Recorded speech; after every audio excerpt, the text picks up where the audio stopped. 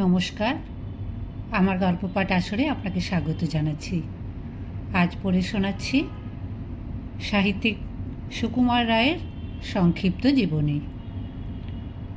1887 খ্রিস্টাব্দে 30শে অক্টোবর কলকাতায় তাঁর জন্ম। খুব কম বয়সেই তাঁর মধ্যে কবিত্বের স্ফুরণ দেখা যায়। তিনি তখন মুখে মুখে ছড়া বানাতে পারতেন। ছবি আঁকাতেও দেখা যায় সহজাত প্রবণতা। বাবা উপেন্দ্র কিশোর তাকে ছবি আঁকা শেখান।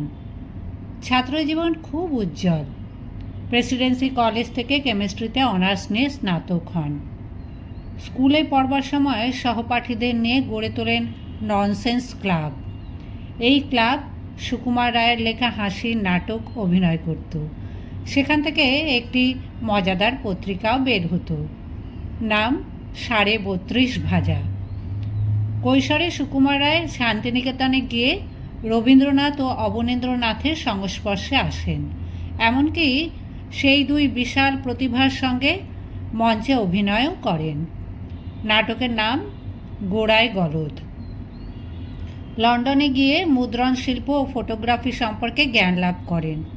তিনি লন্ডনে থাকাকালীন রবীন্দ্রনাথ তাঁর গীতাঞ্জলির পাণ্ডুলিপি নিয়ে সেখানে যান। এই পাণ্ডুলিপি রচনায় সুকুমার রায় রবীন্দ্রনাথকে সাহায্য করেছিলেন। লন্ডনে থাকাকালীন সুকুমার রায় সেখান থেকে নিয়মিত গল্প, পদ্য, ছড়া, আঁকা ছবি পাঠাতেন সন্দেশ পত্রিকায় ছাপাবার জন্য। দেশে ফিরে এসে পারিবারিক মুদ্রণ প্রতিষ্ঠান ইউ রয় অ্যান্ড সন্সের পরিচালনায় অংশ নেন। বন্ধুদের নিয়ে গড়ে তোলেন সানডে ক্লাব। এই সানডে ক্লাবের স্বনামধন্য সদস্যদের মধ্যে ছিলেন সুনীতি কুমার চট্টোপাধ্যায়, কালিদাস নাগ, অতুল প্রসাদ সেন প্রমুখ। সন্দেশ পত্রিকায় তিনি প্রথমে লিখতেন ছদ্মনামে। সেই ছদ্মনাম ছিল উজ্জ্বনাম পণ্ডিত। তার কৌতুকরসের রচনাগুলি বাংলা সাহিত্যের উজ্জ্বল রত্ন। লেখার সঙ্গে থাকত তাঁর অঙ্কিত ছবিগুলি। তিনি বিজ্ঞান বিষয়ক রচনাতেও বিশেষ দক্ষতার স্বাক্ষর রাখেন। সুকুমার রায়ের রচিত কবিতার বই আবোল তাবোল ও খাই খাইয়ের জনপ্রিয়তা দিনের পর দিন বেড়েই চলেছে। তার প্রবন্ধের বই বর্ণমালা তত্ত্ব এবং অতীতের ছবিও স্মরণীয় সৃষ্টি। আর তার ছোট ছোট নাটকগুলি তো অতুলনীয়।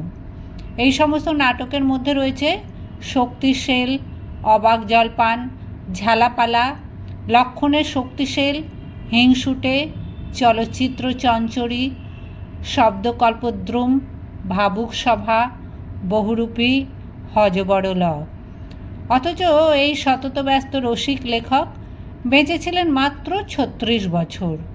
1923 খ্রিস্টাব্দে কালা জ্বরে আক্রান্ত হয়ে তিনি মারা যান।